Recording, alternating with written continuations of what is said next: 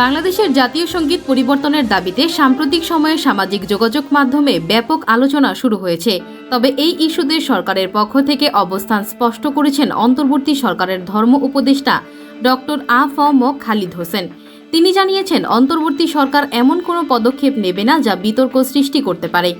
শনিবার 7 সেপ্টেম্বর রাজশাহীতে একটি মতবিনিময় সভায় ডক্টর খালিদ হোসেন এই ইস্যুতে সরকারের অবস্থান ব্যাখ্যা করেন।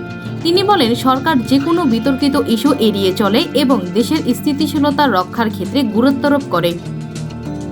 তার মতে, মাদ্রাসার শিক্ষার্থীরা কখনোই জঙ্গিবাদের সঙ্গে যুক্ত নয় এবং গোয়েন্দা রিপোর্টেও এটি প্রমাণিত হয়েছে।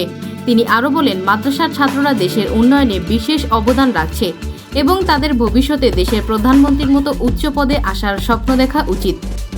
ধর্ম উপদেষ্টা আরও বলেন, ধর্মীয় উপাসনালয়ে হামলা একটি ঘৃণ্য কাজ এবং মানবতার শত্রুদের কাজ। তিনি আশ্বস্ত করেন যে অন্তর্বর্তীকালীন সরকার এ ধরনের বিতর্কের সৃষ্টি করবে না।